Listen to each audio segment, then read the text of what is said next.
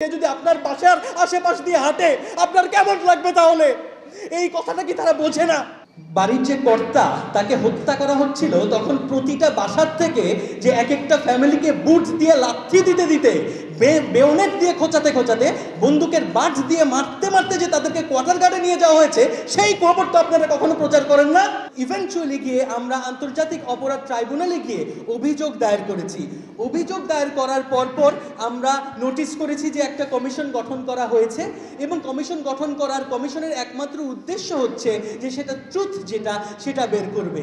কিন্তু যেটা বেদনাদায়ক এবং যেটা দুঃখজনক সেটা হচ্ছে যে খুব রিসেন্টলি আমরা দেখতে পাচ্ছি মিডিয়াতে যে অনেকগুলো মিডিয়ার সদস্যদের পরিবারবর্গ এবং সঙ্গে খুব দুঃখ সহকারে বলতে হয় যে পলিটিক্যাল পার্টি, ছোট ছোট কিছু পলিটিক্যাল পার্টি এবং তাদের মধ্যে বৈষম্য বিরোধী ছাত্র আন্দোলনও আছে, যারা কিনা এমন একটা ন্যারেটিভ তৈরি করছে, যেই ন্যারেটিভটা এমন একটা কথা বলে যে কথাটা অ্যাজ ইফ যে এই পুরো ঘটনাটা ঘটিয়েছে শেখ হাসিনা এবং পার্শ্ববর্তী ভারত, এবং ভেতরে যারা কিনা বিডিআর সদস্য তারা সকলেই নির্দোষ।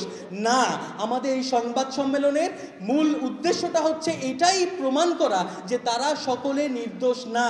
ভেতরে যারা খুন করেছে, যারা খুনের মামলায় মৃত্যুদণ্ডপ্রাপ্ত আসামি অথবা যাবজ্জীবনপ্রাপ্ত আসামি, তারা মোটেও নির্দোষ না। তারা যে নির্দোষ না সেটা আপনারা কখনোই বলতে পারবেন না যে তদন্ত হয়নি। তদন্ত হয়েছে, সেই তদন্তগুলোতে অনেকগুলো সাক্ষী ছিল, সেই সাক্ষীগুলো আপনাদের সামনে আজকে কথা বলেছে।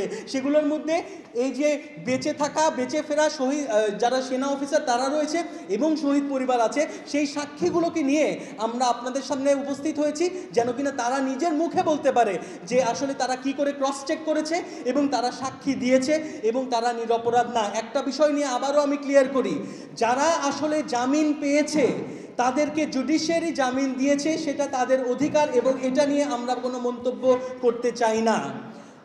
তাদের মামলা শেষ হয়নি, তারা কেবলমাত্র এখন জামিন পেয়েছে, এবং যেহেতু তারা মার্ডারের যে মামলাটা ছিল সেখানে খালাসপ্রাপ্ত, যার কারণে জুডিশিয়ারি একটা কথা বলার পরে সেটার পরে আমরা আসলে সে বিষয় নিয়ে কোনো মন্তব্য করতে চাই না। তবে যেটা কিনা বিডিআর সদস্যরা, তাদের পরিবারবর্গ এবং বৈষম্য বিরোধী ছাত্র আন্দোলন থেকে যে দাবিটা করা হচ্ছে যে এরা সকলেই নিরপরাধ এবং ঢালাওভাবে যারা কিনা মৃত্যুদণ্ডপ্রাপ্ত আসামি এবং যাবজ্জীবনপ্রাপ্ত আসামি তাদেরকেও ছেড়ে দিতে হবে, সেটা সম্ভবপর না।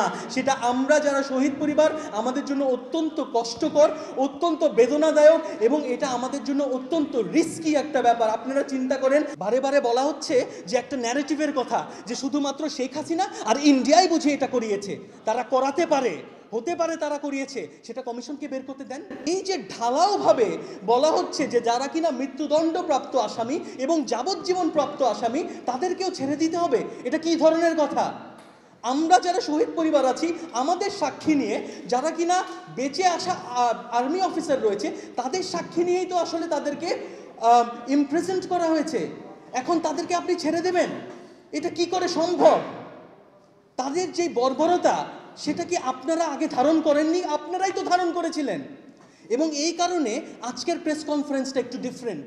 আজকের প্রেস কনফারেন্সটা হচ্ছে শুধুমাত্র সেই দিন বিডিআর সদস্য দ্বারা কি পরিমাণে নির্যাতন করা হয়েছে, কি পরিমাণে নিপীড়নের শিকার হয়েছে অফিসার এবং তাদের পরিবারবর্গ, তারা কি বর্বরতার পরিচয় দিয়েছে, সেই জিনিসটা আপনাদেরকে শোনানো হবে। আমরা কোনো দাবি করব না আজকে, আমরা বিচারেরও দাবি করব না আজকে, কারণ আমরা চাইব যে জনগণ এবং মিডিয়া এই জিনিসটা নিজেরা বিচার করুক যে আসলে তারা কাদেরকে নিরপরাধ বলছে, কি করে হয় তারা নিরপরাধ। একটা মানুষ যদি কিনা তারা বন্দুক ধরে তাহলেই সেটা মিউটিনি, তাহলেই সেটা বিদ্রোহ। এবং শুধু যদি বিদ্রোহ হতো, শুধু যদি এমনটা হতো যে তারা 7 বছর জেল খেটেছে, তা তো না, তারা খুন করেছে, তারা হত্যা করেছে। বারে বারে বলা হচ্ছে যে একটা ন্যারেটিভের কথা যে শুধুমাত্র শেখ হাসিনা আর ইন্ডিয়াই বুঝে এটা করিয়েছে, তারা করাতে পারে, হতে পারে তারা করিয়েছে, সেটা কমিশনকে বের করতে দেন। হতেই পারে তারা করেছে, আমরা যথেষ্ট এভিডেন্স আছে আমাদের, কিন্তু এটা করেছে কারা তাদেরকে আপনারা বের করে দিবেন? এটা কি সম্ভব? আপনারা বিচার চাইবেন কিনা? তারা শুধু বলবে যে সেদিন আসলে তাদের সাথে কি হয়েছিল। শুধুমাত্র শোনেন, ন্যারেটিভ চেঞ্জ করা এটা কোনো মুখের কথা না। এত বড় খুন, এত বড় হত্যা হওয়ার পরে ন্যারেটিভ চেঞ্জ করে ফেলবেন, সেটা আমরা বেঁচে থাকতে মেনে নেব না। এই অভ্যুত্থানে গুলি খেয়েছে এবং এখানে আমরা দেখছি বৈষম্য বিরোধী ছাত্র আন্দোলন, তারা হয়তোবা ওই সময় অত্যন্ত ছোট ছিল, কিন্তু তারা এই জিনিসটাকে কোথায় ঘুরিয়ে নিয়ে যাচ্ছে?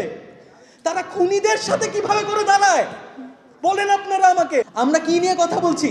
আমরা বলছি যে যেভাবে করে দাবি করা হচ্ছে যে ঢালাওভাবে সকল মিডিয়ার সদস্যদেরকে ছেড়ে দিতে হবে, এবং সেটা ইনক্লুডিং যারা কিনা ডেথ রোতে রয়েছে এবং যাদের লাইফ টাইম ইমপ্রিজনমেন্ট দেওয়া হয়েছে, সেই বিষয় নিয়ে আমরা কথা বলছি।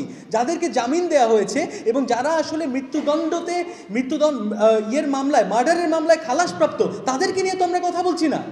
আমরা মূলত এটা নিয়ে অনেক কনসার্ন, এবং আমরা ভীত যে আমাদের বাবাদের খুনিদেরকে কি